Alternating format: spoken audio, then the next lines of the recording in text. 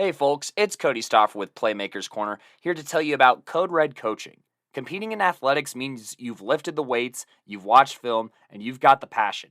Problem is, that's what everyone else in the state has done. Perfect your game by honing in on your mental performance with Code Red coaching. Whether you are a team or an individual, Code Red coaching has the tools to create mentally solid habits and set up you or your team for success.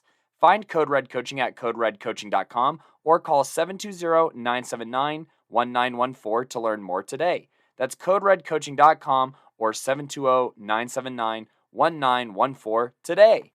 Now back to the show. Hello, beautiful people, and welcome back to the Playmakers Corner podcast.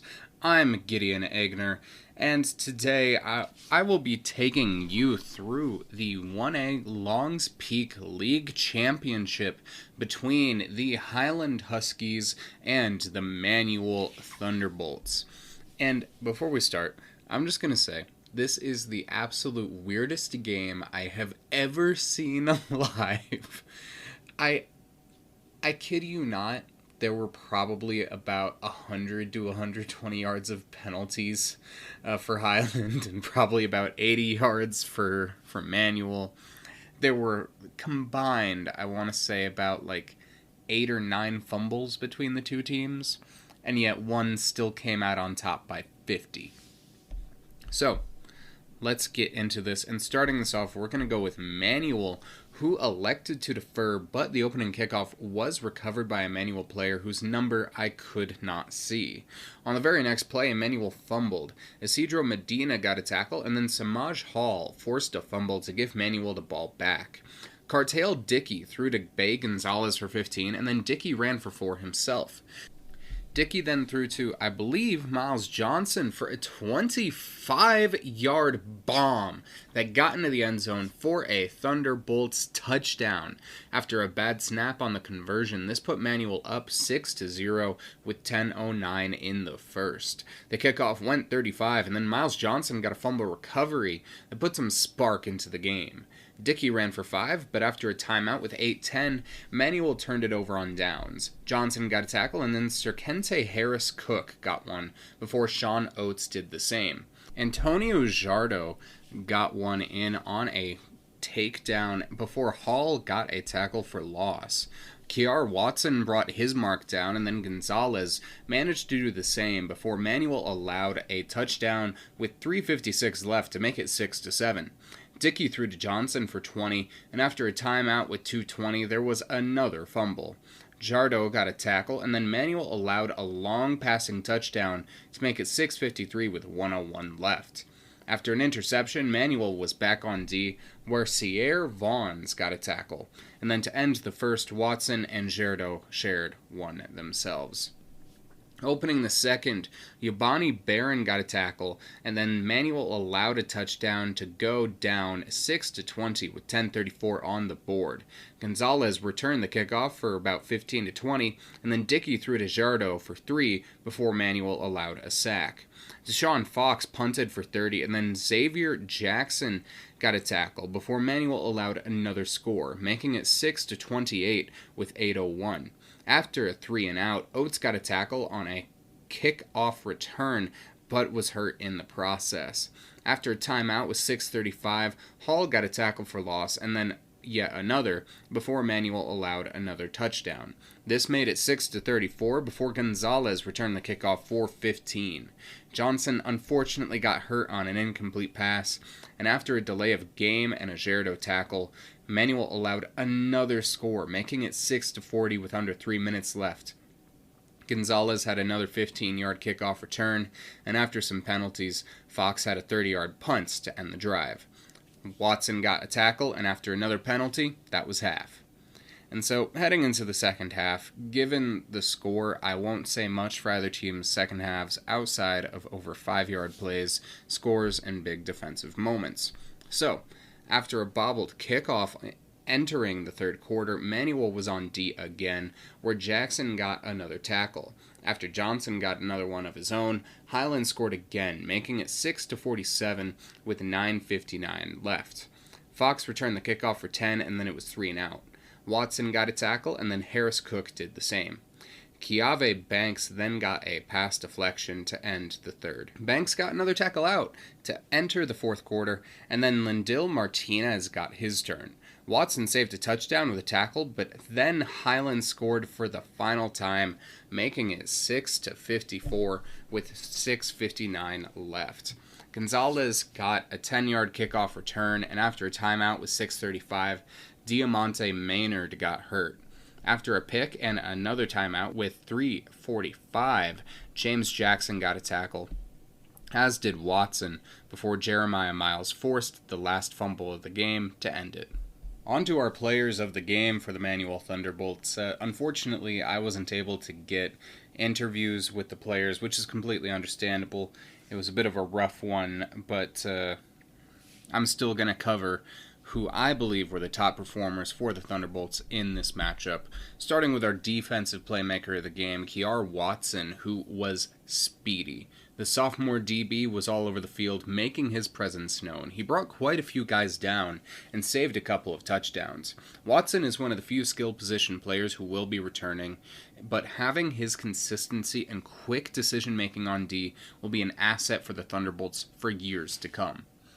Onto our offensive playmaker of the game, Cartail Dickey, who was the offensive engine for this Manual team, and when he was cooking, everybody was cooking. His bomb to our playmaker of the game early gave Manual some really good energy, and Dickey had the best statistical night offensively for Manual, as he was the leading rusher as well as the top passer for this squad. And one of those passes, as previously mentioned, went to Miles Johnson, who, as previously alluded to, is the playmaker of the game. Johnson scored the only touchdown for the Bolts here, but he also had his fair share of tackles and a forced fumble in this matchup. And you all know I'm a sucker for two-way players, and Johnson made sure that even though he went down swinging. And so that's the end of our Manual segment. I know it is a bit short. I wish I'd been able to get interviews with you guys, but tune in probably about 5 or 6 minutes here. We'll go over the full overview for this game. Starting before that, though, we have to go with the Highland side of this matchup.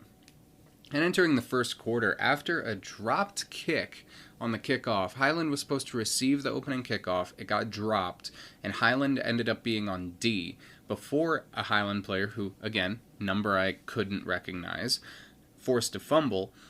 Isaac DeSantiago ran for 37, and then Highland fumbled again. DeSantiago and Ira Sittner shared a tackle before the Huskies allowed a 25-yard passing touchdown. After a bad snap, Brogan Palmer stopped the conversion, making it only an 0-6 deficit with less than 2 minutes into the first. After a fumble, Highland was back on D, where Jakey Wares got a tackle. Tyler Vara got one, and then Tanner Fabrizius shared one with Sean Dutton. Fabrizius then forced a turnover on downs on 4th and short before running for 8. Shane Svirak Jr. ran for 4 and a first down, but after some penalties, Jonathan Bingley threw to Wares for 25. Bingley pitched to Svirak Jr. for 10 and then targeted Svirak Jr. for 8 more. Bingley rumbled for 4 and a first down, and then Fabrizius ran for a 10-yard touchdown, making it 7-6 with 3:56 left in the frame. Wares got a tackle, and then Sittner forced a fumble that Fabrizius recovered. Bingley threw to Wares for 40, and then Fabrizius punched in a 2-yard touchdown to expand the lead to 14-6 with 1:01 left. The Huskies then tried an onside kick, which didn't end up mattering. They didn't recover it, which didn't end up mattering since Wares caught an interception. DeSantiago ran for 11, and then Fabrizius ran for 12 to end the first quarter.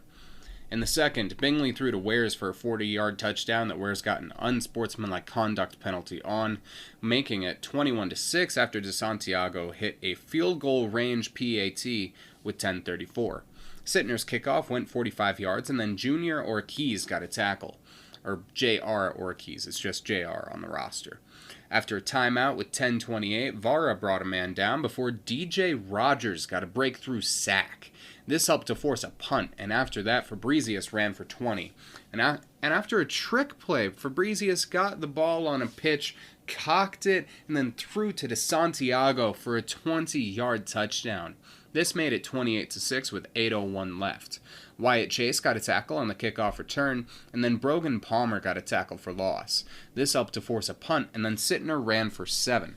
Bingley then threw to DeSantiago for a 25-yard breaking tackle-style touchdown, making it 34-6 after the PAT was off with 5:02. Sittner got a tackle, and after a personal foul call on the D, Rogers got another sack. Brogan Palmer almost got one himself, but it was just a hurry after he slipped. The grass was really, really wet that night, where DeSantiago ended up getting a pass deflection anyway. DeSantiago ran for 19, and then Bingley threw to Vara for a 35-yard touchdown. After a personal foul, the PAT was off, making it 40-6. Stetson Hendren got a tackle, and then the Palmer brothers, Dante and Brogan, shared a tackle for loss. Hendren got a pass deflection, and then Highland forced a punt, and then Fabrizius ran for 6 to end the half. To start off in the third quarter, DeSantiago got a 25-yard touchdown to make it 47-6 with 9:59 on the board. Svirak Jr. got a pass deflection, which helped to force a turnover on downs, and then DeSantiago got another 40-yard touchdown, but it was called back due to holding. Bingley threw to Brogan Palmer for 20 yards in the fourth quarter, and after some short gains, Bingley kept for a 2-yard touchdown for the final time in this matchup, making it 54-6. DeSantiago got a tackle for loss. Dante Palmer got an interception, which the celebration for got penalized very heavily, and Chase swept for 10 to end the game. On to our playmakers of the game. For the Highland Huskies, we're going to start with DJ Rogers. Now, Rogers was an absolute menace to the offensive line in this one, breaking through for 2 sacks, 2 tackles for loss, and quite a few hurries. He got his hand onto the quarterback his fair share of times, and Rogers will be very valuable to Highland moving forward. And here's the junior lineman on what he saw in the O-line that let him break through for all of the disruption that he did during this league championship. Tonight you were facing one of the tougher quarterbacks in the state in the 1A classification in Cartel Dickey. You faced Ryland Reitz as well. And so when you're looking at guys like that, you were able to get 2 sacks tonight, and you put a lot of pressure on him. What were you seeing in the offensive line that allowed you to get that many hurries and that many good looks at pressuring the quarterback? I knew I could. I was pretty fast off the line, and their tackle was pretty slow, so I knew if I got my hands up and fought his hands away, I could get back there and put some pressure on Dickey. And next week, you're probably going to be lining up against Trayton Marks. But when you're looking at that type of talent, you faced Ray, you faced Kent Denver with that really big fella, Trip Skews. How are you going to approach this new challenge, having already played some really tough O-lines? Just sit there and watch film. I kind of watch their offense, see what their how they play and how their quarterback is and their tackles and their guards, and just kind of see what I can do to put the pressure against them and help out my team. Well, thank you very much, DJ, and he's showing he already has a lot of experience with this type of thing, facing some really high talent, and he's going to be facing some more next week. I'll talk about that here in a minute, but first we have to head on to our offensive playmaker of the game, Jonathan Bingley, who is a really solid junior quarterback for these Huskies. He made the right read more often than not and managed 113 pass yards and 4 touchdowns in the air, along with 1 on the ground. Although I am fully convinced that number is false there, because DeSantiago has 0 listed receiving yards, and he had at least 30. So here's Bingley on this matchup. Jonathan, you came into this year off of a very disappointing loss to Flatirons Academy last year, and you come into this game, everybody thinks it's going to be close, but you really took this one into your hands. You made some good long balls there. How does it feel to win Highland's first ever league championship? It feels amazing, but we started off super slow. I think we had 3 turnovers to start the game, but after they scored those 6 points, we didn't look back, and we just shoved it down their throat all night. And you got that sneak there. You got a couple of long passes over to Isaac.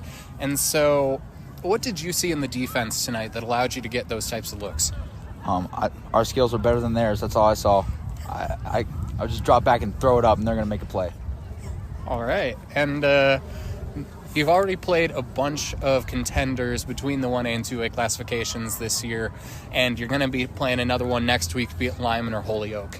And so how are you going to be approaching those types of games, having already played games against that level of team before?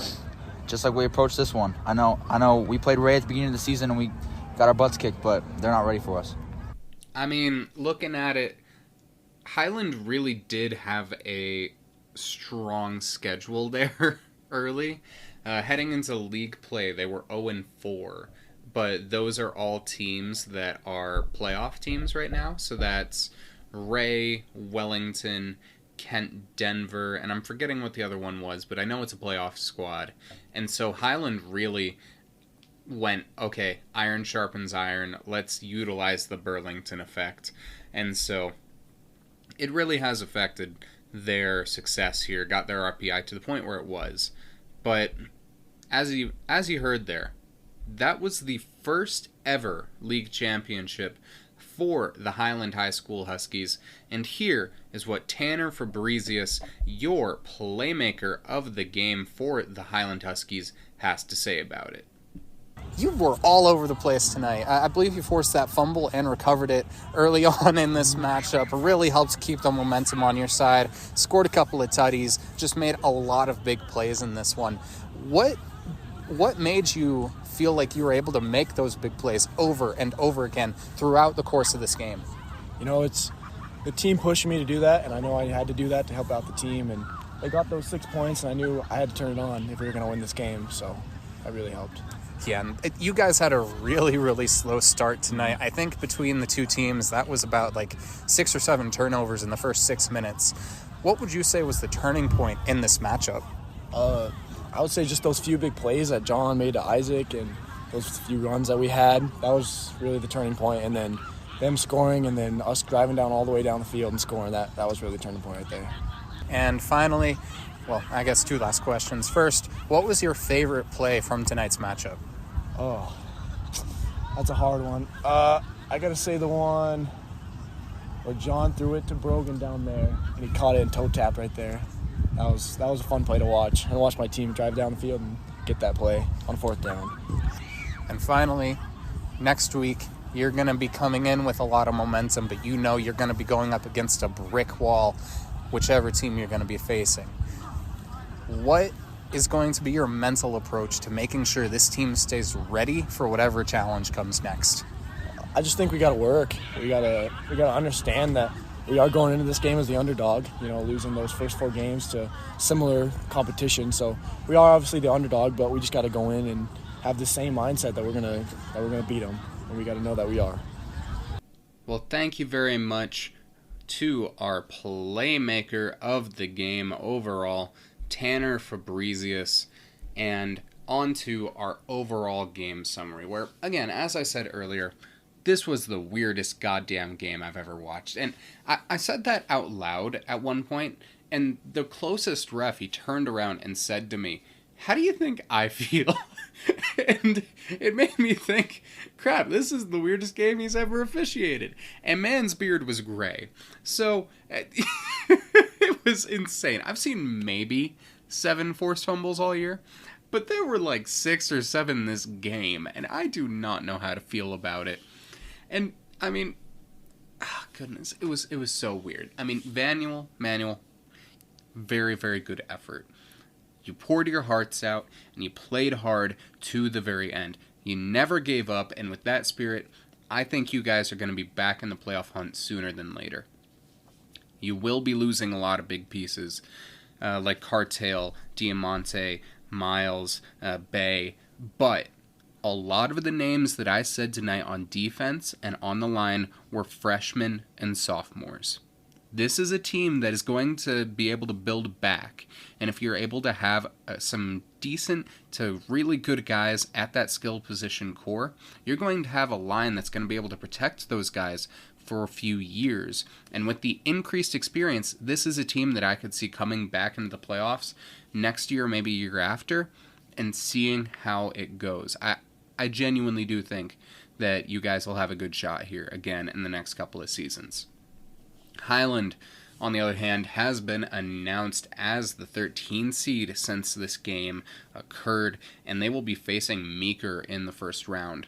I'll get to that during the playoff preview, coming out on Wednesday, but Highland had a very well-balanced game in this one, and I mean everyone ate. They may not be the biggest team, they may not be the fastest team, but they worked harder than their size and speed. Everyone has improved drastically from last year from what I saw, and even within this season, this is a very different team than the one that started out 0-4. Again, let me say that. Going into their league schedule, this Husky team was winless against Ray, Wellington, Kent, Denver, and University, and won out against Estes Park, Sheridan, the Pinnacle, Flatirons Academy, and finally, the Manual Thunderbolts. And we'll be going more into the playoff preview on Wednesday, but we have one last message here for you. Best of luck to the Highland Huskies in these playoffs, and best of luck to Manual in all of your endeavors this offseason to make it back next year. To all of the seniors that played or managed in this matchup, know that your contributions to Colorado athletics and history are valued. You are contributing in the laying down of a path that has been built by many before you and will be appreciated by many after you. Your names may not be remembered, but your effect will be. You are doing a service to those who come down after you, and you're doing the ones who came before you proud. Whatever your future endeavors are, wherever they take you, I wish you the best of luck. And as always, stay safe, don't die, and have a beautiful day. This is Gideon signing off for this episode of the Playmakers Corner podcast.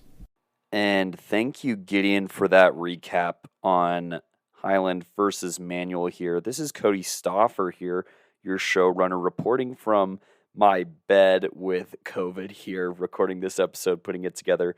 So be patient if I have some brain fog or anything like that as we get through this episode. But I'm going to go ahead and cover the 1A recap for this week here, with the exception of Gideon's recap, obviously. So listen to that if you've not yet. But just know that our playoff preview will be coming out tomorrow with more details on who is what seed, the matchups of the first round, kind of a program look at every single program here, 1A, 2A, 4A, and 5A, since 3A doesn't start until next week, and, some predictions to go with that. But to recap Week 10 here, let's start on Thursday action, where Middle Park ended their season with a 19-0 win over Clear Creek. This was highlighted by Lucas Conger of Middle Park, running for 214 yards and all three scores in a Playmaker of the Week-esque performance here. Then it's noted that Pinnacle won a forfeit over Sheridan, but I'm pretty sure both teams called off their season, so I'm not entirely sure what the details are on that. And then lastly, Rye wins over Rocky Ford 42-36. However, Rocky Ford scores 29 in the second half to make it look close on the heels of 4 rushing touchdowns and Gallegos' 2 rushing scores, with Rye pulling all of their starters and Rocky Ford battling back to make it look, like a very close game and even challenge the Thunderbolts' RPI. Dylan Hearn of Rye runs for 151 yards and 3 scores in his send-off for the Thunderbolts. And then Nolan Shower tosses 3 scores on 67% completion, with Josh George popping off for 105 yards and 3 scores with an interception as well. In Friday action for 1A, Denver Christian finishes the season 4-5 after beating Jefferson 37-6. This is highlighted by Nathan Burrs, 5 touchdown passes to 5 different receivers. And then on the defensive end, Ben Pereira here, who's had a great season, notched 4 hurries, 3 sacks, and huge tackle numbers. 2 playoff teams went at it, with Buena Vista beating Cedar Ridge 39-20. Caleb Camp going for 171 offensive yards, including 124 on the ground and 2 rushing scores out of the 6 total running touchdowns for Buena Vista in the win. On the Cedar Ridge side, Luke Maxey here runs for 2 and passes for 1, and the Bruins end the season 3-4. Lyman takes care of business in rival or league play here, 48-6. Jordan Rockwell throws for 2 scores, runs for another one, and gets an interception on defense. Logan Botyer got the other interception on defense, this one going the other way for 6. In a losing effort, Jonathan Thompson here notched a sack and an interception and the lone touchdown for Yuma on a reception on the night, switching it up a little bit and just showing what an athlete he is. Estes Park finishes with a winning record of 5-4 after beating Flatirons Academy 48-14. Ryland Reeds plays awesome with an incredible 8 rushes for 51 yards and 3 scores, while being nearly perfect through the air, 21 of 24 for 241 yards and 2 touchdowns. Matthew Ash leads with 104 receiving yards, but Jose Gonzalez and Caden Smith both catch scores. Jose also runs and returns for a score on a punt return for his send-off here in Estes Park. Judah Burgess for Flatirons County has 1 big carry for 80 yards and a score, with Elijah Rika running 23 times for 84 yards and a score himself. Highland beats Manual for a ticket to the postseason and their first league championship. Listen to Gideon's recap on the full details of that wild game with a ton of turnovers between both teams. CSCS scoots by Peyton to end their season with a dub. Will Moore rushes for 2 scores, and Jace Velasquez throws 2 and runs for 1 with over 200 total yards rushing and throwing. Noah Martin puts together a solid performance, going 18 of 33 with 4 throwing touchdowns for Peyton. And Michael Olas catches for 94 yards and a touchdown reception from Jace. Meanwhile, on the Peyton side, senior Landon Hadley for Peyton catches 3 touchdowns on 7 receptions and runs 1 in for a send-off here. Another Panther here, Brian Kearns, leads with 8 receptions for 121 yards and the other receiving score. Centauri benefits from a 27-carry, 306-yard, 4-touchdown performance from Parker Burr in the Falcons' 45-0 win over Monte Vista. Banning Lewis Academy ends their undefeated season with a 48-6 win over Ellicott. Joseph Bayagovich here leads with 146 yards and 3 scores, but Chase Reel gets 2 of his own. Jonathan Sveen ends his career at Ellicott with a 2 TFL, 1 sack performance. Center picks up their first win as their last chance in a 49-0 win over Trinidad. Ray gets a nice league win over Wiggins, 35-21, in their regular season finale.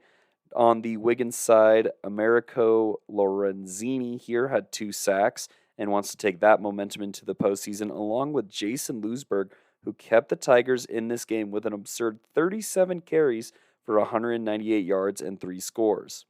That was not enough, however, to outduel Casey Midcap's rushing, throwing, and receiving touchdown as he goes for 280 total yards and an interception on the defensive side of the ball. Other Eagles contributing included Samuel Meisner, who ran for 2 scores himself, and then Austin Collins not only caught a touchdown, but threw the touchdown to Casey Midcap, making for a nice reciprocative kind of loop here between Collins and Midcap for throwing and catching touchdowns. At the end of Friday action, Ignacio narrowly defeated Del Norte 14-6. Strasburg coasts to a 47-8 league championship win over Platte Canyon. Landon Martin rushing for 134 yards and a trio of scores, while Aiden Anderson and Al Dickinson had a pair of TFLs. To end 1A regular season action, the Holyoke Dragons put up 42 points to the Cougars Burlington, that is, 8 to end the 1A regular season. So that'll be all that you'll hear about the regular season here. Once again, tune in to tomorrow's episode where we will have profiles on all 16 teams, how they did in the regular season, notable wins, as well as, some notable players to keep an eye out for heading into the postseason. But I'm going to go ahead and pass it off to Gino here for the Week 10 2A recap. How's it going, everybody? Gino here with the Playmakers Corner podcast, here to give you all a look into the final week of the 2A 2023 regular season. We will still be following all 16 playoff teams that made it, but this is also the last time we're going to be hearing some of these names and teams until next year. So let's all, for the last time this year, see what happened this week in Week 10 for 2A. Starting off with our Thursday games, Platte Valley comes out on top over Prospect Ridge, 55-7. Platte Valley ends their season with a road W over Prospect Ridge, and they will end the year 5-4 and 4-1 in league games. Prospect Ridge has a lot of juniors on their roster, so keep an eye out for them next year as they will have a stacked senior class next season. Next game here, Steamboat Springs falls to Berthoud on the road, 59-0. Looks like backup junior QB Skylar Streicher got some snaps in this one for Berthoud. He went 3 for 4 for 61 yards and 2 touchdowns. Definitely a nice confidence builder for him heading into playoffs and his senior season next year. Alex Larson ended the season with a dominant game. He had 147 yards and 3 touchdowns on only 6 carries. And then Joey Finnegan had a nice game on both sides. He had 48 yards and a touchdown on 4 carries, and he also added 11 tackles and a tackle for loss on defense. We also have a new face here. It looks like freshman Brody Hall went off for 12 tackles in this one as well. In our second to last of the Thursday games, Arvada comes out on top over Weld Central at home, 33-18. Arvada caps their season off with Trevor Lucero lighting it up. He had 251 yards and a touchdown on 10 of 17 passing. And then rushing the ball, he got 63 yards and 2 more touchdowns on 8 carries. You also had Gabriel Mongoya went off as well. He had 234 yards and 2 touchdowns on 17 carries.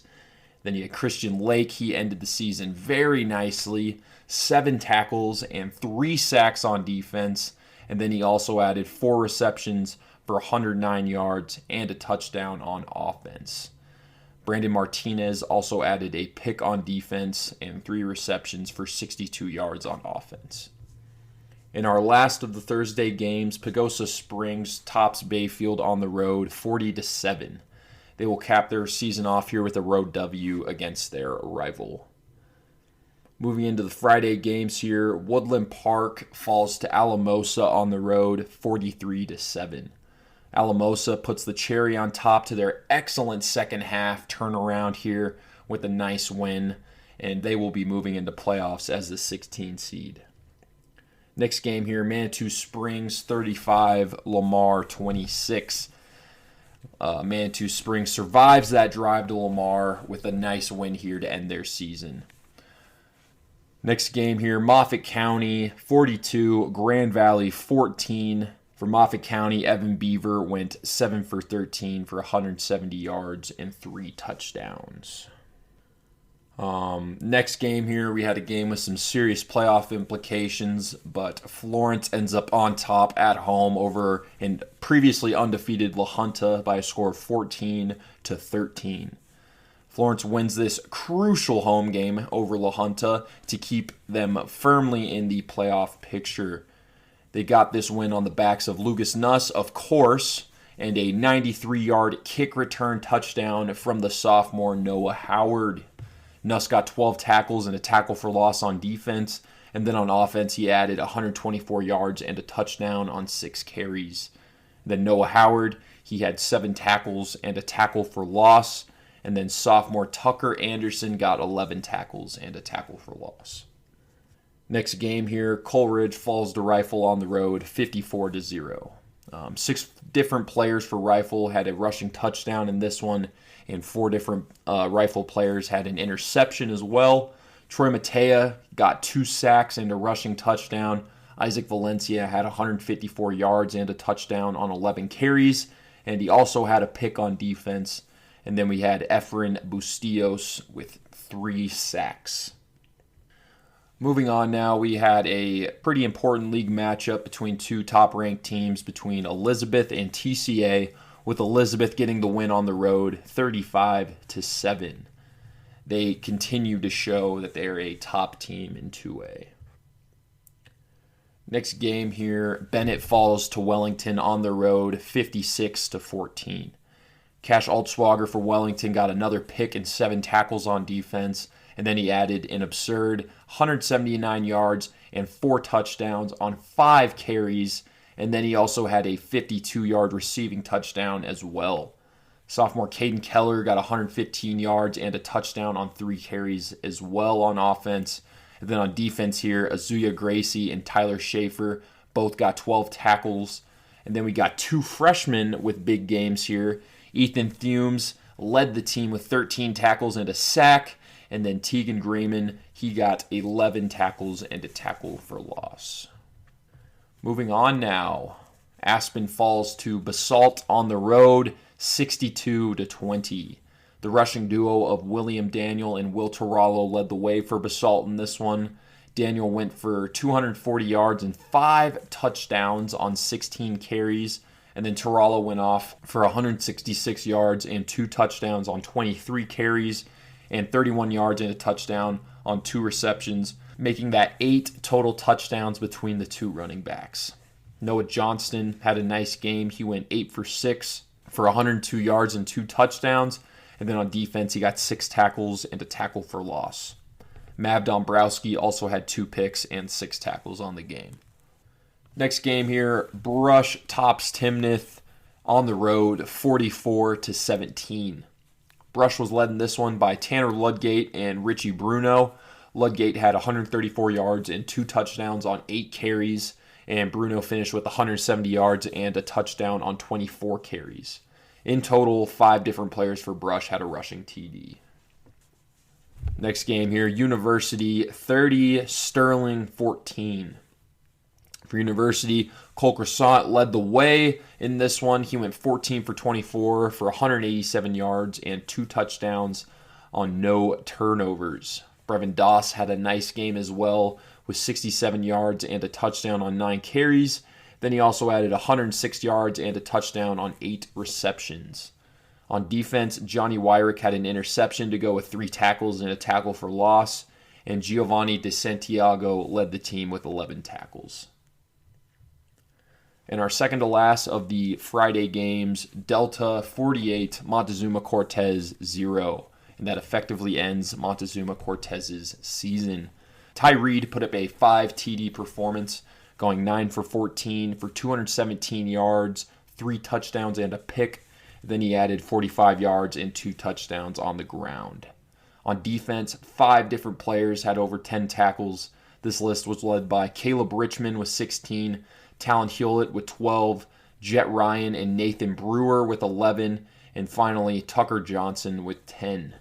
Nathan Brewer also forced a fumble that Tucker Johnson scooped up and took for a score, and Talon Hewlett had a rushing touchdown on offense to go with his 12 tackles on defense. In our last of the Friday games here, Devlin gets the win at home over Valley, 33-14. They end their season with a 5-4 record and a 3-2 record in league play. Moving on to the Saturday games now, starting off our Saturday games. Fort Lupton gets the close win at home over Forge Christian, 17-12. Fort Lupton got this W from their performances of Lane Brock, who put up 10 tackles and 4 tackles for loss. And then there was Jesse Soretto, who had a receiving touchdown. And then on defense, he had 8 tackles, a sack, and 2 tackles for loss. You also had Caden Taylor go off for 154 yards on 20 carries, and then he helped on defense as well, adding an interception. Kent Denver ends their season with a W, 47-0 over Englewood at home, and they will be heading into playoffs undefeated. And in our last game of this recap, Denver West 36, Alameda 6. Denver West gets the win here and finishes the year 5-4, their first time being over 500 in 10 years. So congrats to them. Hopefully this becomes a trend for Denver West, as they were definitely one of the most exciting teams in 2A this season. Well, that about does it here for our final regular season recap in 2A. It has been so much fun following all these teams this year, and it has been a pleasure to be your guide through the regular season in 2A. For those teams that won't be making it to playoffs, I just want to say good luck to all of you seniors on whatever it is that you end up pursuing next, whether it be football or just working towards a degree. Thanks so much for such a great season. My name is Gino Vigil, and I will catch you all later on in this episode, where I will be recapping the Valor versus Mountain Vista game that Simon and I were at. Peace out. Allow me to introduce you to Move the Sticks Virtual Film Academy and Recruiting Services with Coach Wheat. Coach Wheat works through personable, one-on-one film sessions utilizing his experience as a high school, college, and professional football player to assess your level of play and help you develop into the next level player you are meant to be. With over 20 plus players on the next level, Coach Wheat's film sessions, college prospect assessments, recruiting consultations, and bundles will help prepare your prospect in a way that is both more personable and affordable than the competitors. Make it even more affordable using the promo code PMCO on MTSVFA.com. That is 15% off with promo code PMCO on MTSVFA.com. Visit the website or follow at Move the Sticks VFA on Instagram, or reach out to Coach Wheat at 561-961-8805 today. That's 561-961-8805. What's good, y'all? Coach V here, and I have your 3A recap for Week 10 of the 2023 season. This wasn't the last week of the regular season. There's one more, so after this, I'm going to talk about the playoff picture here for 3A, as their bracket will release next week. But let's go ahead and start with the Thursday night games from October 26th. Holy Family versus Lincoln. This is an easy one for Holy Family. They won 63-0, 208 rushing yards on only 14 carries and 6 total touchdowns as a team. A lot of people getting involved there. They take care of Lincoln. Mountain View takes down Severance in a close one, 17-7. Senior Bergenroth had 13 carries for 106 yards and 2 touchdowns. Junior Keegan Amons had 132 rushing yards, as they get a good win there to potentially keep their playoff hopes alive. Speaking of playoffs, Thompson Valley gets a big-time upset and statement win over Roosevelt, beating them 41-21 here. Riley Suarez playing extremely well, 9 of 12 for 180 passing yards, 3 passing touchdowns. Also added on 146 rushing yards and 2 touchdowns in this one. For Roosevelt, Xavier Ramirez had 81 rushing yards and 2 rushing touchdowns, but that was obviously not enough, as his Thompson Valley defense played extremely well, and the team altogether played really well there. Pueblo South takes care of Pueblo Centennial 65-0. Caden Herrera 6 of 8, 76 passing yards, 4 passing touchdowns, 30 rushing yards there. Denver North just barely gets by G-Dub George Washington 26-25 in a close league game there to also keep their playoff hopes alive. Moving on to Friday Night Lights on October 27th, Durango beats Palisade kind of in a close one, 19-0. Dylan Burns, their kicker, hammers home 4 field goals along of 39 on one of those to go ahead and win them that one. Only 1 touchdown scored by Jackson Fancher in this game, and so Durango gets a good win there. Green Mountain, they would go ahead and blow out Littleton 58-0. Blake Westland 4-5 for 68 passing yards, 2 touchdowns. Also added on a rushing touchdown and 14 yards. Lewis Palmer takes care of Sierra 43-14. Riverdale Ridge beats Niwot 35-17. Isaiah Medina for Riverdale Ridge 14 of 21, 215 passing yards, 3 passing touchdowns. Lutheran takes care of Kennedy 49-0. Northfield takes care of Fort Morgan 39-17. Conifer beats Skyview as they should 52-21. Karsten Wolonsky Jr. rushed for 163 rushing yards and 3 touchdowns in that one. And then this was a big game here, at least for Frederick it was.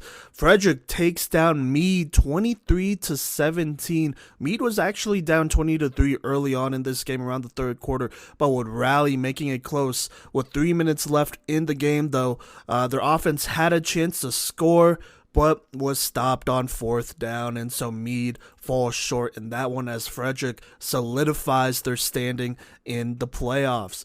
Eagle Valley beats Glenwood Springs in a close one, 19-16. Wheat Ridge takes care of Evergreen, 35-14, 156 rushing yards, and 4 total rushing touchdowns from that Wheat Ridge team in that one. Discovery Canyon just barely gets by Pueblo East, 31-27. Hayden Jones, 14 of 21, 272 passing yards, 1 touchdown, 41 rushing yards, and 2 rushing touchdowns in that close win. Discovery Canyon was actually down 27-17 in the last couple minutes in the fourth, but a Hayden Jones rushing touchdown would make it 27-24 with under a minute left. They would then force a 3-and-out, I believe, and Discovery Canyon would take over on the 44. And Hayden Jones would go ahead and lead the game-winning drive. A long pass would put them on the 2, and then he would run it in to give them the lead at the very end of the game. Discovery Canyon winning in a thrilling fashion, 31-27. Pueblo Central, they take care of Harrison, 45-6. Resurrection Christian blows out Northridge, 42-14. And that'll wrap up the Friday night games. Moving on to Saturday, October 28th, Sand Creek versus Canyon City, the only game from today here. Sand Creek wins this one pretty easily, 20-6. Now, with that being said, let's go ahead and look at the CHASA seeding index here at the time I'm recording this. It is Sunday, a snowy Sunday that is, October 29th here, kind of in the morning here. According to this, it looks like Max Prep's rankings updated at midnight earlier today, and I want to say it was earlier today, and then RPI just updated about an hour ago. So there you go there. Let's go ahead and look at who is currently projected to make it according to the seeding index here. At number 1, interesting enough, is Holy Family at 8-1. At number 2 is Green Mountain, 3 Durango, 4 Thompson Valley now, 5 Lutheran, 6 Riverdale Ridge, 7 Resurrection Christian, 8 Roosevelt dropping a couple spots, 9 Pueblo Central, 10 Lewis Palmer, 11 Northfield, 12 Discovery Canyon, 13 Frederick, 14 Meade, 15 Pueblo County, and 16 Pueblo South. So that's the top 16 currently projected to make it as of right now. Now, a couple of teams just out here. And I think it's a very small number of teams that can make it in at this point. But just outside at 17 is Mountain View at 2-7. 18 is Denver North at 5-4. 19 is Palisade at 3-6, and 20 is Conifer at 5-4. You also have Glenwood Springs at 4-5, and Northridge at 5-4 at 21-22 there. So that's kind of how it's shaking out. But really, at the end here, it looks like it's going to be a battle for those last 2 spots in the playoffs at 15 and 16. I'm looking at Mountain View, who has a great chance at making it. But let me talk about the important games for this week, the real important ones. So currently, Palisade, number 19, plays number 21 Glenwood Springs. For either of them to have a chance, they have to beat each other, and it has to be by a solid margin. If it's not, I don't know if that's going to be enough for either to have even a good chance at making the playoffs. So there you go. They're definitely one to keep an eye on. Then moving on here, this is something that will more affect seeding than anything instead of, making the playoffs, because both of these teams are pretty much locked in. But we have number 6 Riverdale Ridge versus number 14 Meade. This is going to be a good one. I don't think Meade falls out of the playoffs unless they just get completely blown out, right? But this can definitely affect rankings if Meade potentially upsets them or something interesting happens here in this last week of the regular season. We'll see. So there you go there. Then we have number 23 Pueblo East playing number 15 Pueblo County. Obviously, if you're East, if you're going to make the playoffs, you're going to be under 500. And, you have to win this game to make the playoffs. This would be a quality game for them to win if they make it. Now, even if they make it close, Pueblo County could potentially slip out. If they lose, I think there's a big chance that they slip out of the playoffs, and then you can maybe see the winner of Palisade Glenwood Springs or some of these other teams just outside potentially sneak in. So that's going to be an interesting one there. Pueblo East, I think their chances of making the playoffs might just be out of reach here. There's a small sliver, but they can play spoiler, and if there is a small sliver of them making the playoffs, then this is a must-win for sure. So there you go there. Then moving on here, we have number 4 Thompson Valley facing off with number 7 Rez. Obviously, this will affect playoff seeding and who will get to play at home down the line, so got to finish the season strong there. Moving on back to the brink here, back to the bubble, where there are some teams that are just outside. We have, let me see here, we have number 9 Pueblo Central versus number 16 Pueblo South. Pueblo South cannot get blown out in this game, plain and simple. This has to be a close game.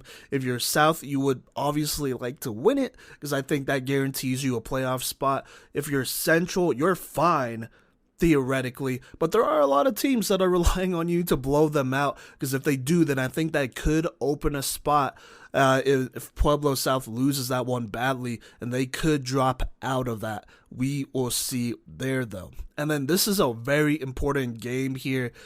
It's do or die here, and it's number 17 Mountain View, just one spot out of the playoffs, versus number 8 Roosevelt. For Mountain View, you win and you are in. Roosevelt, I mean, this will only drop them if they lose, obviously, and it won't make them go up if they win, but this could be a trap game. Mountain View has been kind of a low-key dangerous team. They beat Severance, which was huge.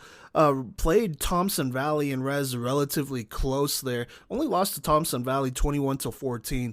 And Thompson Valley blew out Roosevelt last week, so there is that. They also played Centaurus, a 4A team, pretty close. Put 28 on Holy Family here. I mean, nothing's impossible, right? Any given Friday night, it could definitely happen. And I think if Mountain View wins, then they could make the playoffs with only 3 wins on the season. Plain and simple, I think they would be able to make the playoffs. Now, I think that would also mean Pueblo South losing by a solid margin, at least 2 scores. I mean, they would have to lose at least for them to make it regardless, but Mountain View would also have to win to make it. So that's kind of where things get interesting here. Now, looking at some of these other teams who are just outside, Denver North is currently sitting at 18 here. They play Niawat. They'd have to win big at this point. Obviously, losing those close games to Frederick, Meade, that Northfield as well, that's tough. That's tough if you're Denver North. I do think there is a chance they make it if they just absolutely beat Niawat, and then Mountain View loses and Pueblo South loses by a solid amount. I think Denver North could definitely sneak in there. There is a scenario there. Then you have Palisade and Glenwood Springs. Palisade playing Glenwood Springs. I don't know if Palisade is too far out here. They do play, like I said, Glenwood Springs at the end, but, I just don't know. I don't know if they can make it at this point. The Durango game was close. I mean, only allowed 1 touchdown there, but they would have to beat Glenwood Springs by a lot and have some other things go their way for them to make it. And then last but not least, I think you have Conifer here. They're at 5-4, which isn't bad, but they do play Evergreen. I just think a lot would have to happen for them to make the playoffs, so their chances of making it is probably next to none. So there you go there. That is the 3A playoff picture. Next week, obviously, we'll recap all these games, and then I will drop my predictions for the 3A bracket, as well as talk about the other guys' predictions for the 3A bracket. But until then, you will hear from me next week. Obviously, you want a trainer who can make you stronger and faster with the work you put in, but what about a trainer who can help you rehab and recover like the pros? Look no further than Junkyard Training, that not only offers specific strength and speed training, but also offers a plethora of recovery and rehab techniques like cryo, cupping, recovery boots, and so much more. Learn more today by visiting junkyardtraining.net or call 303-521-6900. 7594. Once again, visit junkyardtraining.net or call 303-521-7594 and get started today. What's good, y'all? Coach V here, and I have your 4A recap for this last week of the regular season, Week 10. This will be a pretty short one here. I'm recording this on Sunday. It's in the morning. I'm going to go to the Broncos game later, so I can't really wait for too many more stats, so I won't be able to talk about all the playmakers, but Cody obviously will here at the end here, or Playmaker of the Week candidates is what I mean. But yeah, let's go ahead and get through it. So Thursday, October 26th, Freedom Monument versus Adams City. That's a forfeit. And so Freedom Monument gets a dub and kind of an early bye week here. So interesting to see that. Thomas Jefferson would go ahead and play Denver South and clutch a good win there. 21-12, Dimitri Herambopoulos, 96 rushing yards, 3 of 11 for 90 passing yards and 2 passing touchdowns. Definitely a Playmaker of the Week candidate there. Ponderosa blows out Bear Creek 45-0. Marcus Price looks like he was back in this game, but obviously didn't have to do too much as he was pulled pretty early as they were blowing them out. He went 5 of 6 for 82 yards, but it was Sean Davis who was the star of this one. 154 rushing yards and a hat trick, 3 rushing touchdowns. Also had a reception for 30 yards as Ponderosa takes care of business. Palmer beats Hinckley 42-7. Greeley Central takes down Skyline 21-20. This is a big one.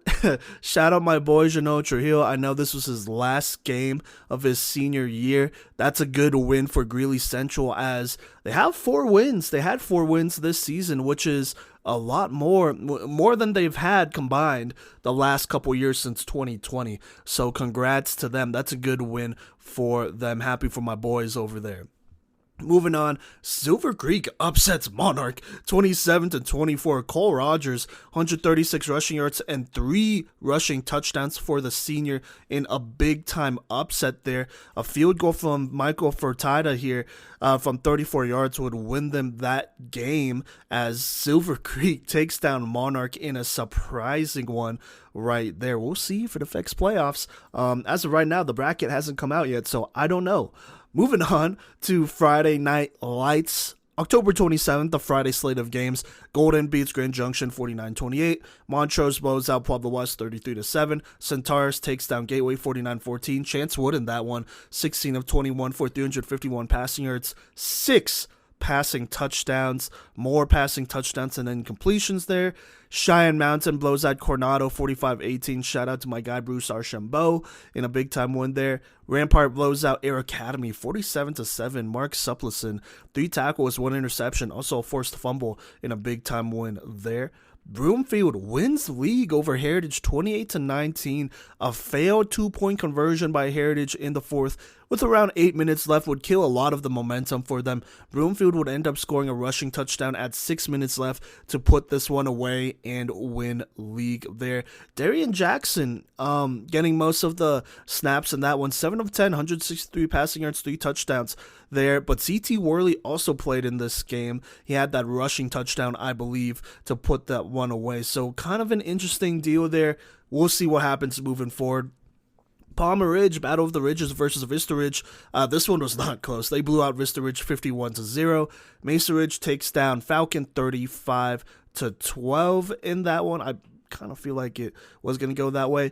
Bryce Real, 13 of 17, 193 passing yards, 3 passing touchdowns. Also added on 58 rushing yards and a touchdown in a pretty easy win there for Mesa Ridge. Aurora Central just barely gets past Thornton, 15-12, but regardless, ending the season on a win there. Loveland blows out Longmont 48-15 here. No Loveland stats yet, but Longmont, Colby Holmes went 18 of 28 for 197 yards. Also had 67 rushing yards and 2 touchdowns in that one, but obviously a losing effort. Dakota Ridge blows out Stanley Lake 49-6. This one was not close. And that'll wrap up the Friday games. Let's move on to Saturday here where Vista Peak survives Far Northeast. This was a classic here. 35-28. No Vista peak stats yet as of right now, but as far as rushing goes, Russell Patton, 101 rushing yards and a touchdown. Also, Kenchi's Ray added on 64 yards and a touchdown, unfortunately in a losing effort. Erie takes care of Greeley West 53-6. Not a close one there. Windsor blows out Grand Junction Central, kind of surprisingly, 52-14. That's a huge score there that may or may not affect playoffs. We'll see. And then Widefield versus Liberty. This game kind of didn't matter because the winner was already decided in this one. But still, the last game of the 4A regular season. Widefield wins this one 30-14 in the snow. There you go. Like I said, short 4A recap this week. We'll be talking about playoffs, so make sure you tune in. Not this episode, but on Wednesday, that's November 1st, where we will drop our playoff preview and predictions. How is it going, everyone? Gino here, back with another Game of the Week recap for the final week of this 2023 regular season. Simon and I traveled out to Valor Christian High School in Highlands Ranch, Colorado for a matchup between two top teams in 5A, that being the Mountain Vista Golden Eagles and the home team Valor Christian Eagles for the South Metro League Championship. Simon and I ended the season how we started by watching Mountain Vista play as we saw them play Roston Valley in Week 0 to start the year. This time, though, we came to see if they could get their first win over Valor in their program's history. Mountain Vista came into this game fresh off of several blowout wins in a row, dating all the way back to their Fort Collins game in Week 2. They even beat down two playoff teams along the way, easily beating both Rock Canyon and Castleview. Valor came into this league matchup fresh off of 4 straight wins in league play after going 1-4 in non-league games to start the year. Both teams had plenty of momentum and reasons to win, so let's not waste any more time and go ahead and jump right into this recap. Starting off here in the first quarter, Mountain Vista would start with the ball here in this one after number 6, Jack Blaze, gets a nice return to the Mountain Vista 41-yard line. The QB number 13, Austin Madruski, hit number 11, Sean Conway, in the flats for 3 yards on first down. And then they did the same play, this time to number 4, CJ Reese, and he takes that for a first down to the Valor 49-yard line. Number 25, Gabe Sawchuk on Valor, made a huge hit on first down to make it 2nd and 8, and that was followed by an incomplete pass. On 3rd and long, Madruski finds number 14, Sammy Brown, on an out route for a first down at the Valor 30-yard line. An incomplete pass on first was followed by a run play that was blown up by number 52, Ethan Reynolds, for a loss of 4 to make it 3rd and 14. On 3rd and long, Madruski tried a deep ball to CJ Reese, but it was incomplete, and that would force a punt. The punter fumbled the snap, actually, and would get it back, but he didn't get the punt off in time before being tackled, so it is Valor ball on their own 41-yard line. A Gabe Sawchuk run on first down was stopped at the line of scrimmage by number 18, Wyatt Len Seaman, and then another Sawchuk run on second down was stopped by number 39, Austin Aote, to make it 3rd and 8. On 3rd down, Valor's QB, number 14, Asher Weiner, found number 1, Cash Spence, on a slant, and he takes that one for a 35-yard gain down at the Mountain Vista 22-yard line. Weiner then completed a pass to number 11, Chase Moser, for 8 yards, followed by a QB run down to the 3-yard line. On 1st and goal, Weiner hands it off to Gabe Sawchuk, who takes it in for his first touchdown of the game. Valor lined up for the PAT, but they ended up doing a fake, and that would make it 8-0 Valor with 8:26 left in the first quarter. Mountain Vista went 3 and out on their next drive after Valor got a lot of pressure on Madruski on 2nd and 3rd down. Valor would get the ball at their own 39-yard line after the punt. Sawchuk started this drive off hot for the first down run outside to the Mountain Vista 45-yard line. Valor started to get into their bag here with Sawchuk taking the snap from the Wildcat on first down, and he would run that for 4 yards. That is definitely not the last you'll see of this Wildcat formation from Valor in this game. A false start on the next snap made it 6-11. Sawchuk took a run outside on second down for a nice gain to make it 3rd and 3, and that was followed by a run to number 9, Blake Kirchke, for a first down to the Valor 32. Weiner took a designed QB run for a first down on the next snap for a first down to the 19-yard line. From there, Valor gave it to Sawchuk on 3 straight plays before finally scoring it on the 3rd carry for his 2nd touchdown of the quarter. Mason Walters then nailed the PAT to make it 15-0 Valor, still in the first quarter. Mountain Vista started off hot on their next drive after starting at the 22. They started off with a pass to number 11, Sean Conway, for 8 yards on an out route. And then number 6, Jack Blaze, took a run to the Mountain Vista 40-yard line. On first down, Madruski tried to improvise with a deep pass to C.J. Reese after avoiding a sack, but it was incomplete. It was at this point that the Valor student section started to chant "overrated" at the junior QB. Very interesting tactic from the Valor crowd. It seemed to work, though, as Mountain Vista would end up punting again on this drive.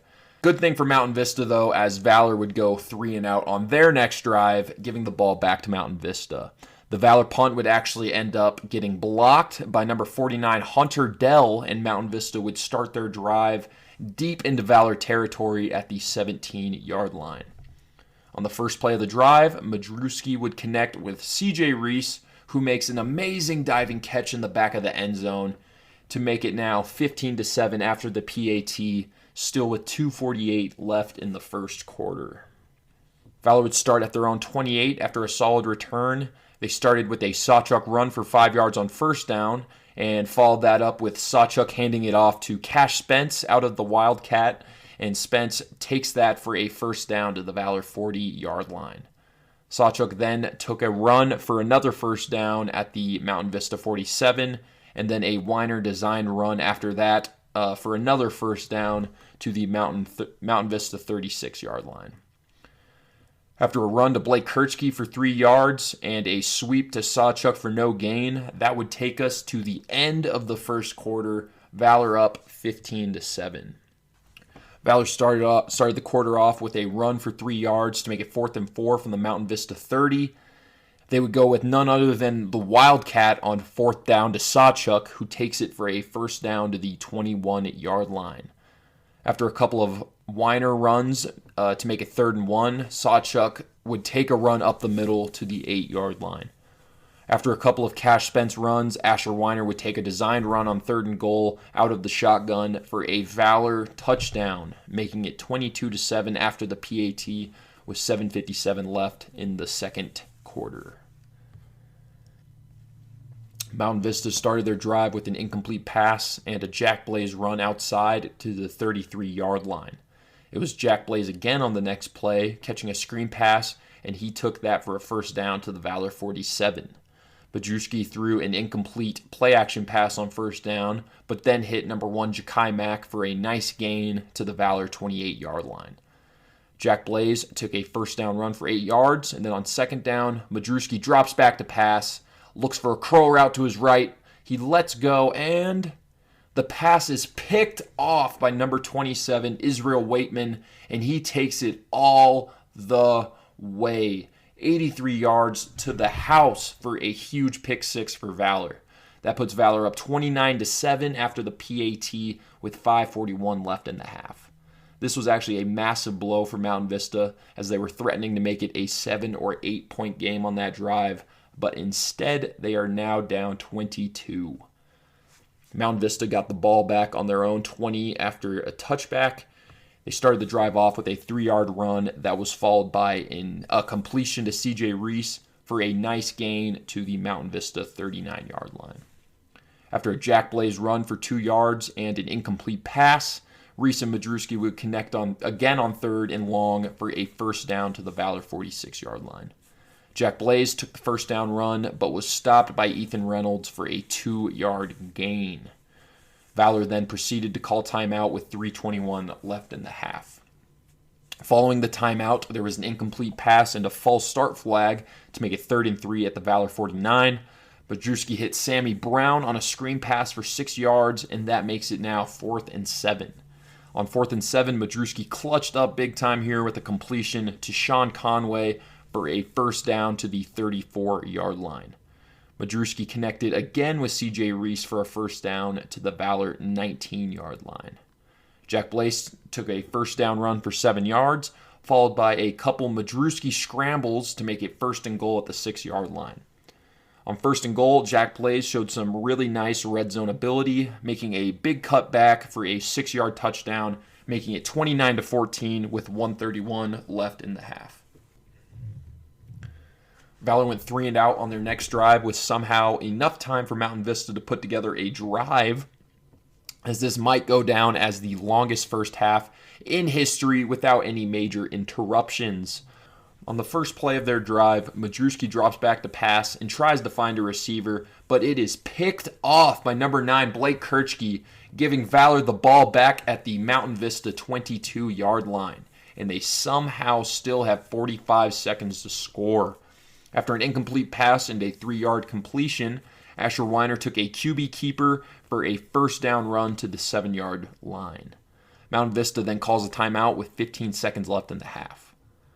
Following the timeout, Weiner takes the snap and keeps it, powering to his left for a Valor touchdown. It is now 36-14 Valor in the lead, heading towards the end of the half. Mountain Vista tried a Hail Mary, but it got batted down, and that would take us to halftime. Valor Christian leads Mountain Vista 36-14. Heading into the third quarter here, Valor started their drive off nicely with a Cash Spence return to the Valor 34-yard line. After some nice Sawchuck runs and a Jay Spiel catch for a first down, Valor got all the way to the Mountain Vista 39-yard line before eventually punting after a couple failed plays. Mountain Vista started their drive at their own 13 after the fair catch on the punt. After an incomplete pass and a Jack Blaze run outside for 6 yards, Madruski would tuck it and run for a first down to the Mountain Vista 26-yard line. On the next set of plays, it was a Blaze run for 2 yards and a Madruski scramble for 6 yards to make it 3rd and 2. Number 5, Grant Hansen would get the carry here on 3rd down, which would be good for a first down to the Vista 42-yard line. Things started to get moving after that with Madruski finding Sammy Brown for a first down to the Valor 39-yard line. They then did a couple of screens in a row, with the first one going to Grant Hansen for 5 yards, and then the next one went to CJ Reese, who takes that for a first down to the Valor 22. A face mask penalty on Valor on the next play made it 1st and 10 from the 11-yard line. Madruski would end up keeping it for an 11-yard touchdown to make it 36-21 after the PAT with 4:39 left in the third quarter. After the touchback, Valor would get their next drive going with a couple of runs to Cash Spence to make it 3rd and 1. And then on 3rd down, Weiner keeps it for a first down to the Valor 35-yard line. Valor ran a couple of run plays for a few yards with no success to make it 4th down. Mountain Vista called a questionable timeout here following that play as they prepared for a fake, but me and Simon thought this timeout would be better saved for later on in the game. Following the timeout on 4th and 3, Valor does some more special teams trickery with a fake punt run for a first down to keep this clock-killing drive alive, and that would take us to the end of the third quarter. Heading into the final quarter now, Valor has the ball following that fake punt. Weiner would get sacked on the first play of the final quarter of the game by number 79, Zach Ruffle, to make it 2nd and 17 from the Valor 42-yard line. An incomplete pass on 2nd down would make it 3rd and 17. On 3rd and very long, Asher Weiner would make his most clutch play of the game as he keeps it after finding nobody open for a huge back-breaking first down at the Mountain Vista 37-yard line. Valor would get another first down after that, milking tons of clock along the way, but they would eventually just end up kicking a 30-yard field goal as Mason Walter nails that, and it is now 39-21 with 5:48 left in the game. Mountain Vista got some hope on the return, though, as the freshman number 28, Brooklyn Bailey, took the return all the way to the Valor 48-yard line. After a 4-yard pass on first down, Ja'Kai Mack made an amazing catch to give Mountain Vista a first down from the Valor 20-yard line. After an incomplete pass on first, Madruski found Ja'Kai Mack yet again for 9 yards to make it 3rd and 1. Jack Blaze took a run to the 3-yard line after that, and then Blaze punched it in on second down to make it 39-27 after they missed the PAT with 4:35 left in the game. Mountain Vista would try an onside kick here, but Valor would field that at their own 49-yard line. But after a couple stops and a couple Mountain Vista timeouts, Valor would end up punting here, somehow with 4:09 still left in the game. Madruski and Ja'Kai Mack went off on this next drive. On the first play, those two would connect for a first down to the Mountain Vista 39, and then they connected again on the very next play for a first down, this time to the Valor 39-yard line. Valor called timeout after that second first down with 3:38 left in the game. Number 0, Garrett Dial, got a sack coming out of that timeout, but Madruski and Mack didn't care as they weren't done as Mack catches another first down on the next play at the Valor 11-yard line.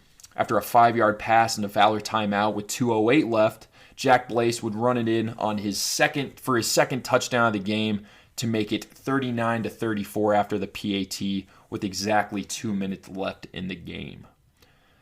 Mountain Vista tried another onside kick with plenty of time to score and win this league championship, but Garrett Dial would jump up to grab it, and then Valor would kneel this one out here. The final score in this South Metro League Championship was Valor 39, Mountain Vista 34.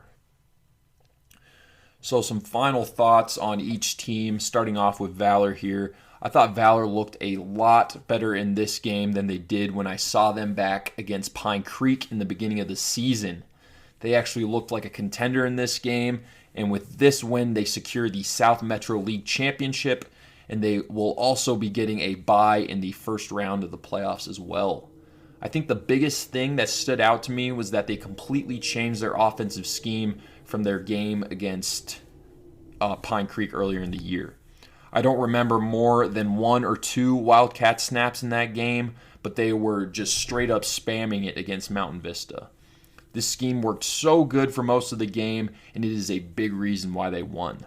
I think they definitely have a weaker O-line, and that makes it harder for Asher Weiner to make plays and for Gabe Sawchuk to find holes, but the Wildcat allowed for Sawchuk to get more room to run and more room to find a hole.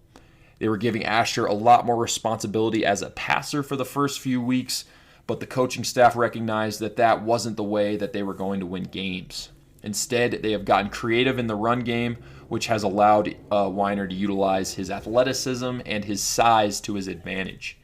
He was extremely effective in the run game in this one, as Mountain Vista was really struggling to keep up with the power run scheme that Valor was hitting them with.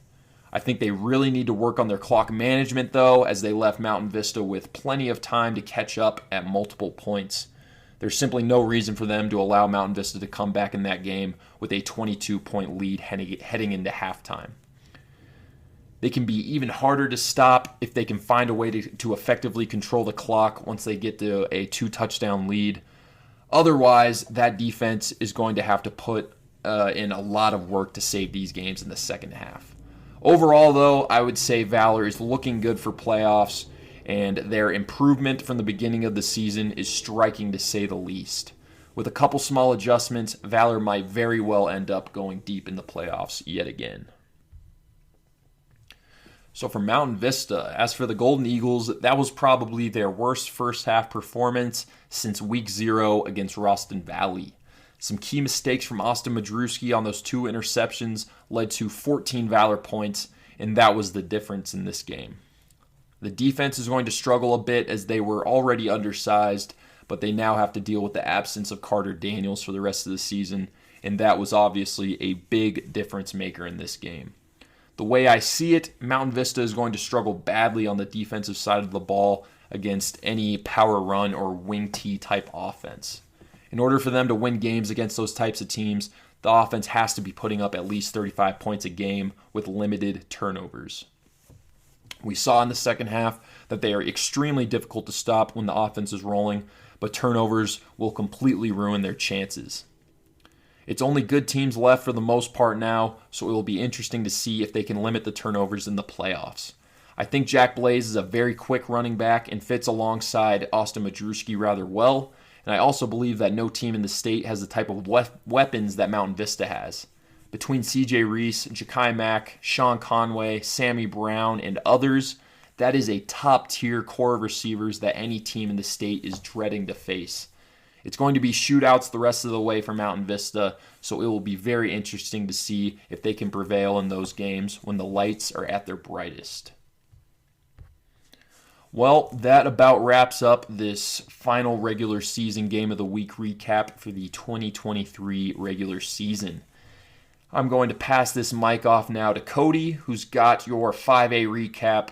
This is Gino checking out, and I will catch you all in the playoff preview and predictions episode. Peace out. So do you want to know what the best kept secret in running back training is? It's Madskillz RB1 Training. Coach Voss is flipping the script and leveling up running back training in Colorado by implementing his proven, nationally recognized system of training.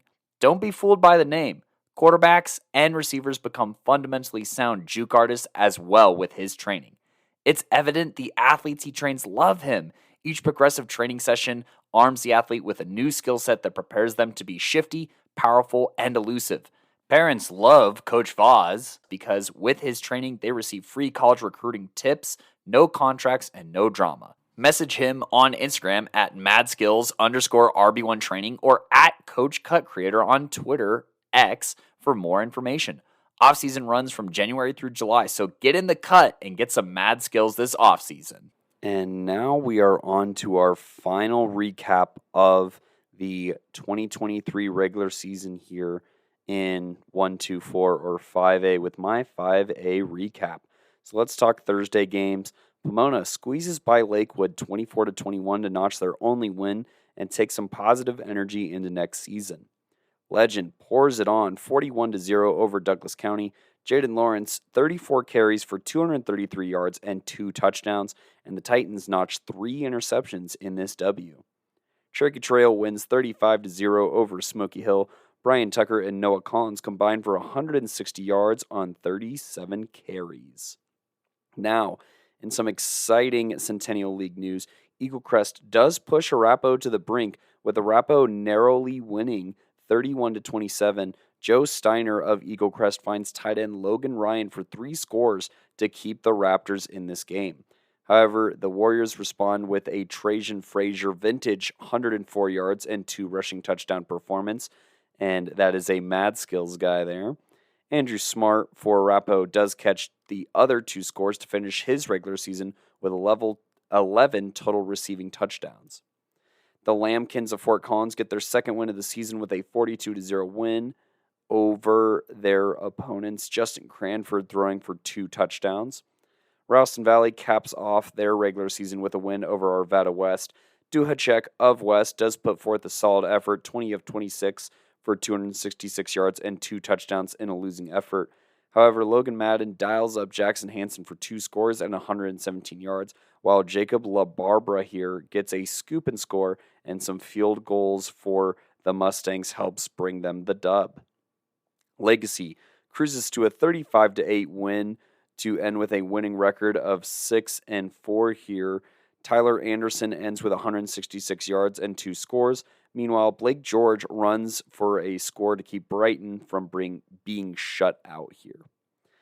Castleview wins 43-12 over Highlands Ranch. Highlands Ranch quarterback here throws 54 times for 338 yards and a pair of scores.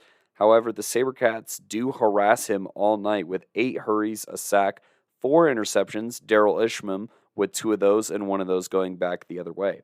Jack Kearns was the leading receiver for Highlands Ranch with 11 receptions for 91 yards, but Nate Fuentes and Jaden Puha were the touchdown receivers.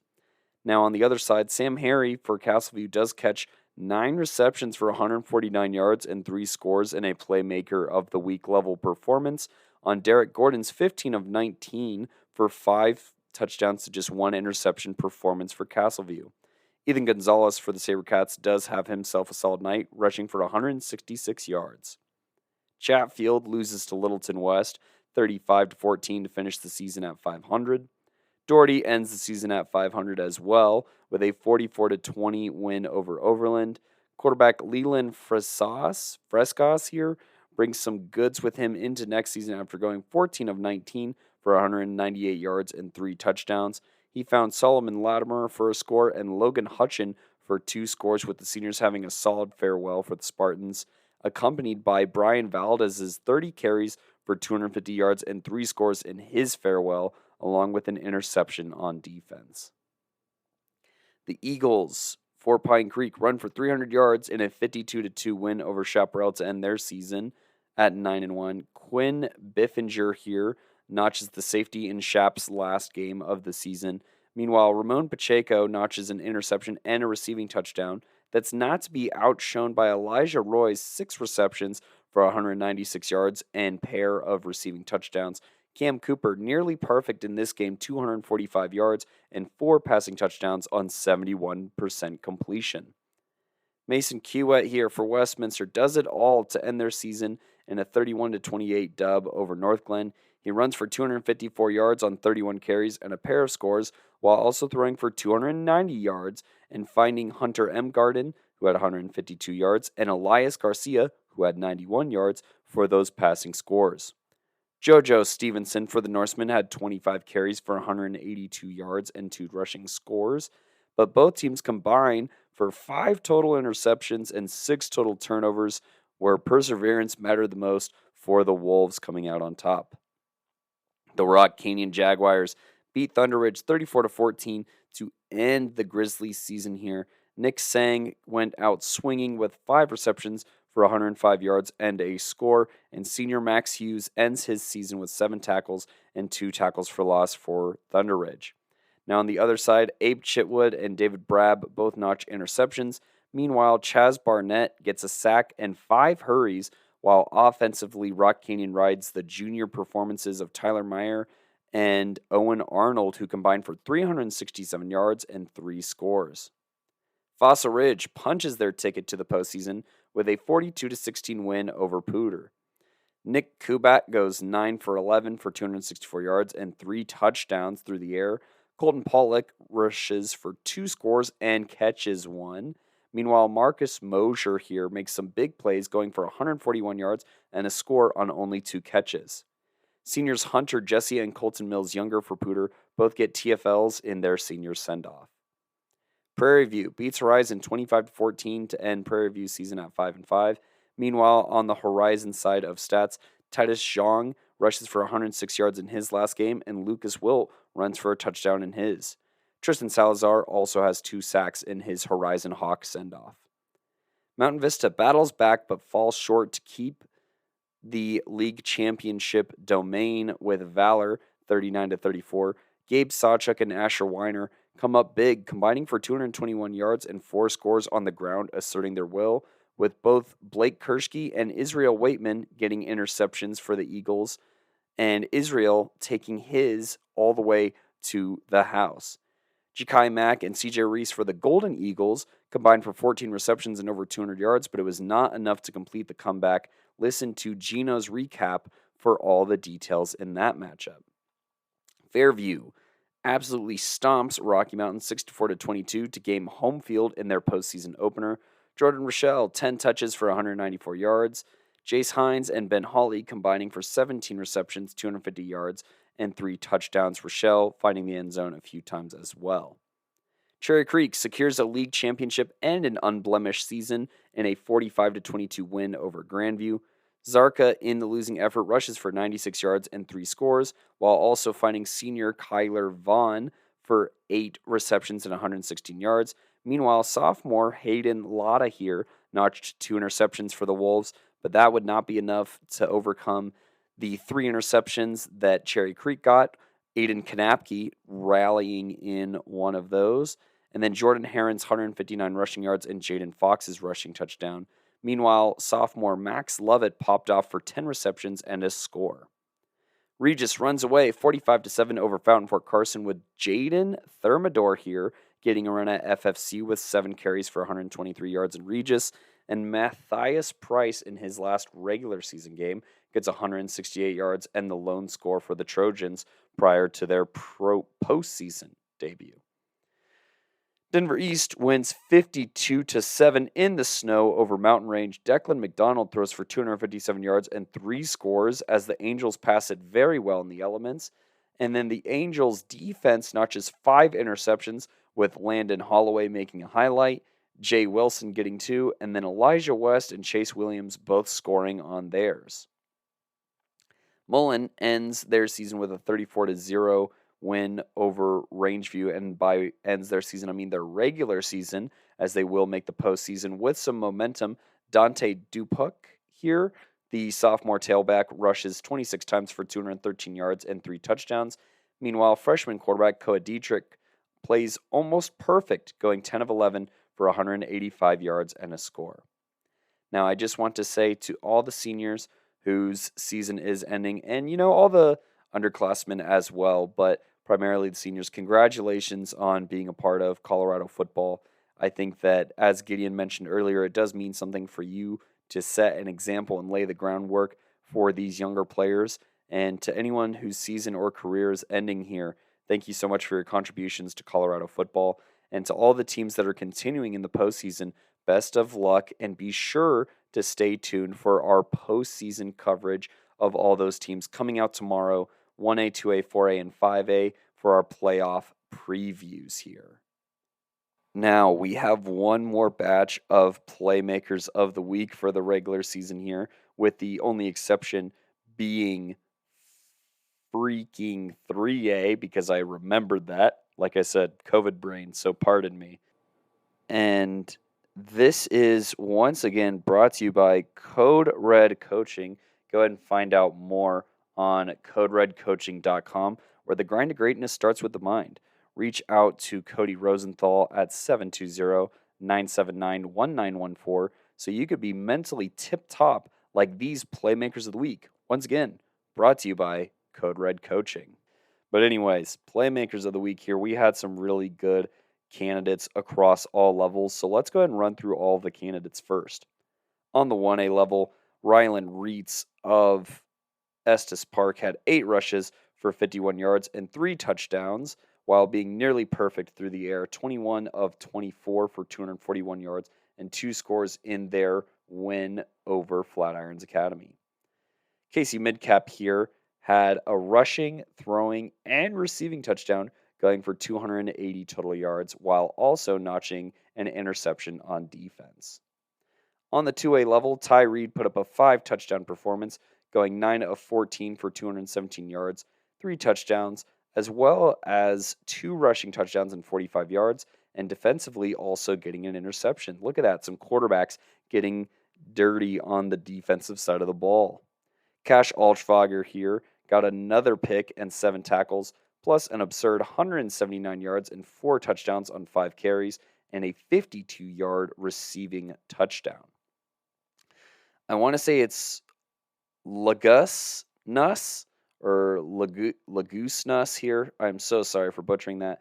But he notched 12 tackles and a TFL on defense, while offensively putting up 124 yards and a touchdown on 6 carries in Florence's upset win over La Junta to keep their season alive. On the 3A level, Riley Suarez here goes 9 of 12 for 180 yards and 3 scores, while also getting 2 scores on the ground and 146 rushing yards in Thompson Valley's upset win over Roosevelt, 41-21. Hayden Jones here for Discovery Canyon goes 14 of 21 for 272 yards, a passing touchdown, 41 rushing yards, and 2 rushing touchdowns in Discovery Canyon's win over Pueblo East.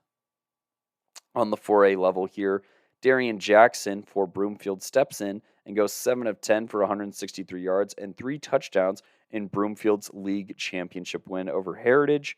Meanwhile, Dimitri Harambopoulos out of Thomas Jefferson rushes for 96 yards, passes for another 90, and 2 touchdowns in their win over Denver South. On the 5A level, Sam Harry, as I previously mentioned for Castleview, notched 9 receptions for 149 yards and 3 touchdowns. Meanwhile, Dante Dupuque or Depuche rushed 26 times for 213 yards and 3 scores in Mullins' win. And Declan McDonald throws for 257 yards and 3 scores in Denver East's win. Lots of Saturday representation here on the 5A level. But to close the regular season, I am going to have to stick home here for the receivers here and choose Sam Harry for Castleview in that 9-reception, 149-yard, 3-touchdown performance, being the go-to guy for Castleview on offense that game. On the 4A level here, Coach V is going to give the nod to Darian Jackson out of Broomfield here for that win and that league championship clutching of Broomfield versus Heritage. Riley Suarez here is going to be Coach V's pick in 3A. Obviously, maybe the biggest upset announcement this week with Thompson Valley's 41-21 win. Riley Suarez proving vital with his 5 touchdowns in that game. On the 2A level here, we're going to have to go with Nuss out of Florence here. 12 tackles and a tackle for loss on defense. And on offense, his 124 yards and a touchdown on 6 carries. While that may not sound as eye-popping as the other numbers here, the important category is W for Florence, who had their backs against the wall but got a quality win over a top 10 opponent in La Junta to punch their ticket to the playoffs and extend their season by one more week, in huge part thanks to Nuss's performance on both sides of the ball. On the 1A level, obviously we have 2 quarterbacks in the mix with Reitz and Midcap, but I'm going to go ahead and give the nod to Midcap, whose win came over league rival Wiggins here in a 35-21 win. Just felt like it meant a little bit more for seeding and whatnot. Obviously, Reitz with an incredible career and being a candidate for our end of the year awards for Offensive Playmaker of the Year, which go check those out on Twitter, by the way, or X, and go ahead and cast your vote. But I digress here. Casey Midcap in this particular week, I think that his performance just stands out a little bit more and means a little bit more. As a final run through with this, that is on the 1A level, Casey Midcap out of Ray. On the 2A level, Lagus Nuss out of Florence. On the 3A level, Riley Suarez out of Thompson Valley. On the 4A level, Darian Jackson out of Broomfield. And on the 5A level, Sam Harry out of Castleview. Those are your Code Red Coaching Playmakers of the Week. Once again, Code Red Coaching, where the grind to greatness starts with the mind. Find more information on CodeRedCoaching.com or call 720-979-1914. That's 720-979-1914 today. And due to me having COVID this past week, we only made it out to 2 games. And out of those 2 games, Gideon felt very strongly about one particular Game of the Week Playmaker. That is brought to you by Junkyard Training. Go ahead and find out more on junkyardtraining.net. But our winner here should visit 14697 East Easter Avenue, Suite E in Centennial, Colorado, 80013. Pick up some swag that is now custom for our Game of the Week Playmaker. Once again, brought to you by Junkyard Training. Head down to Junkyard Training for your prizes here. Usually a shaker bottle, some shirts, and some protein that is approved by the NCAA here. And that Game of the Week Playmaker for this week was Tanner Fabrizius here for Highland. Get in contact with us either through DM so that we can direct you to Junkyard Training to pick up your stuff, or we can coordinate some kind of exchange here for you to pick it up. Tanner Fabrizius in Highland's win goes for 15 carries for 76 yards, 2 scores, a forced fumble, and a fumble recovery to go on top of his 4 tackles and 2 tackles for loss in Highland's league and playoff clinching win over Manual. So the Highland Huskies punching their ticket to the playoffs and winning their first ever league title, in huge part to Tanner Fabrizius' performance here. And that performance was enough to warrant the Game of the Week Playmaker. Once again, head down to 14697 East Easter Avenue, Suite E, Centennial, Colorado, 80013, or reach out to Junkyard Training or us on Instagram so that we can go ahead and coordinate your prize package for your Game of the Week Playmaker performance. And folks, that is going to do it here on this episode of Playmakers Corner. I have been your showrunner, Cody Stoffer, and we have so much content going on right now. We have our playoff preview coming out tomorrow, November 1st, where Gideon, Gino, Coach V, and myself will go through 1, 2, 4, and 5A, every single playoff team, talk about how they did this season, some notable players, and what to expect from them heading into the postseason, along with first-round predictions from all of us and some friends, such as Anthony Garcia from Mile High Prep Report. So be sure to check out that episode, and be sure to also check us out on our social medias that include X/Twitter, where we are currently running end of the year awards. This week is 1A, where we have awards for Most Valuable Playmaker, Offensive Playmaker of the Year, Defensive Playmaker of the Year, Newcomer of the Year, which is given to the best freshman in a classification, and Coach of the Year, which is our brand new award. Now, on these awards, we all get to vote. Gino, Gideon, Simon, myself. You, the fans, get a vote on the Twitter polls, so go make your presence known. And we are also joined by Anthony Garcia. So be on the lookout for those polls weekly that will be going until December, I want to say.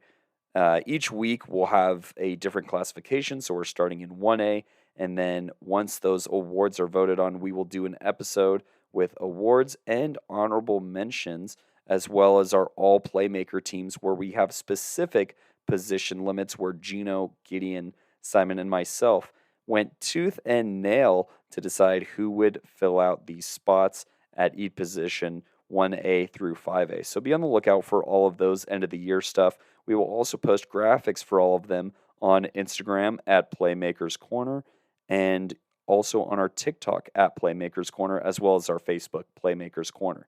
So follow us on all those social medias for all the interactive stuff and make your voice known, because it means a lot to us when you guys interact with us. And also wanted to shout out all of you who have supported us on our journey to 10K on TikTok. So thank you all so much for the support to get us there, and thanks for continuing to rock with us as we continue to grow and evolve to get more content for you. You are most likely listening to this episode on Apple Podcasts, Google Podcasts, Spotify, or somewhere along those lines. Be sure to hit that notification button in your settings, or to follow or subscribe to us on any of those, or YouTube, so you get notified whenever we have a new episode come out. And we have plenty of those with playoffs coming up here in Colorado football. Obviously, we have the previews. We're going to have the recaps. We're going to have the 3A preview next week for you, and end of the year stuff. It is just, honestly, even though we can see the end of the 2023 Colorado football season, as Anakin Skywalker would say, this is where the fun begins. So stay tuned with us. Thank you for rocking with us. I have been your show host, or your showrunner, joined by Gino, Gideon, and Coach V, and I am Cody Stoffer, signing off on episode 307. Peace.